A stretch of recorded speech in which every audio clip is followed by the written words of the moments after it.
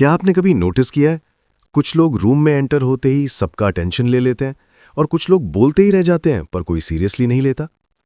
आखिर डिफरेंस क्या है? क्या उनके पास ज्यादा नॉलेज होती है या उनका इंग्लिश बेटर होता है? नहीं, डिफरेंस होता है कम्युनिकेशन की पावर में।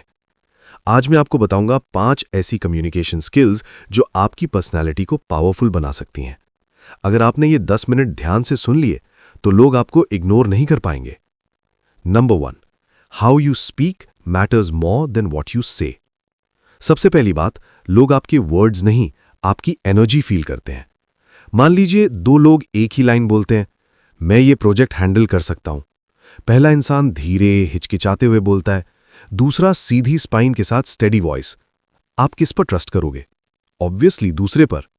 याद रखिए, कॉन्फिडेंस आवाज में सुनाई देता है। आपकी टोन स्टेडी होनी चाहिए, स्पीड कंट्रोल्ड होनी चाहिए, वर्ड्स क्लियर होने चाहिए। बहुत तेज बोलना भी पावर नहीं होता, बहुत धीरे बोलना भी वीक लगता है। पावरफुल लोग कंट्रोल के साथ बोलते हैं। आज से एक प्रैक्टिस शुरू करिए। मिरर के सामने 2 मिनट खड़े होकर धीरे और क्लियरली बोलिए, क्योंकि सच ये है, लोग पहले आपकी वाइब्रेशन सुनते हैं, फिर आपकी बात। Number 2, less is more. अब दूसरी पावर, ज्यादा बोलना इज इक्वल टू ज्यादा रिस्पेक्ट? बिल्कुल नहीं। कभी मीटिंग ऑब्जर्व कीजिए, जो सबसे पावरफुल इंसान होता है वो सबसे कम बोलता है, पर जब बोलता है सब चुप हो जाते हैं, क्योंकि उसने अपनी बातों की वैल्यू कम नहीं होने दी।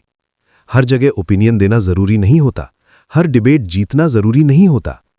कब बोलना है और कब चुप रहना है, ये समझना ही कम्युनिकेशन की मैच्योरिटी है। याद रखिए, साइलेंस भी एक स्ट्रैटेजी है। आज से ट्राई करिए हर कॉन्वर्सेशन में 10% कम बोलने की हैबिट। आप नोटिस करेंगे लोग आपकी बात और ध्यान से सुनने लगेंगे। 3, body language speaks louder than words. Research कहता है कम्युनिकेशन का बड़ा हिस्सा बॉडी लैंग्वेज होता है। अगर आप सीधे खड़े नहीं हो सकते, आई कांटेक्ट नहीं बना सकते, तो वर्ड्स का इंपैक्ट हाफ हो जाता है। पावरफुल बॉडी लैंग्वेज का मतलब एटीट्यूड नहीं होता।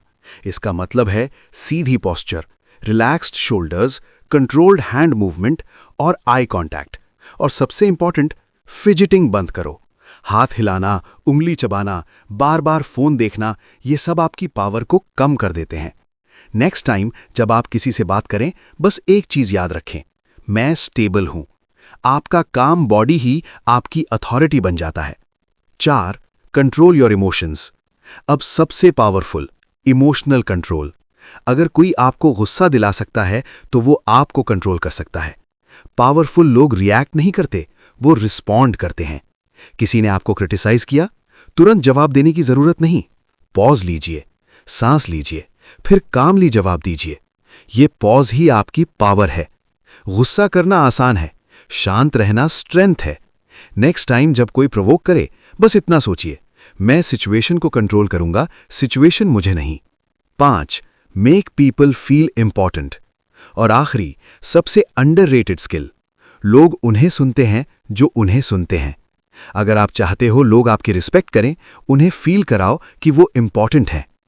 बीच में इंटरप्ट मत करो, उनकी बात रिपीट करके कंफर्म करो, उनकी फीलिंग्स को एक्नॉलेज करो।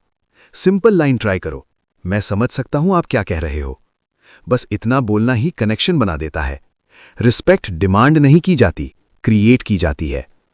कंक्लूजन, कम्युनिकेशन सिर्फ बोलना नहीं है, ये पावर है, ये इन्फ्लुएंस है, ये रिस्पेक्ट का शॉर्टकट है। अगर आप कॉन्फिडेंस से बोलेंगे, कम पर इंपैक्टफुल बोलेंगे, स्ट्रांग बॉडी लैंग्वेज रखेंगे, इमोशंस कंट्रोल करेंगे और लोगों को इंपॉर्टेंट फील कराएंगे, तो आपको इग्नोर करना मुश्किल हो जाएगा।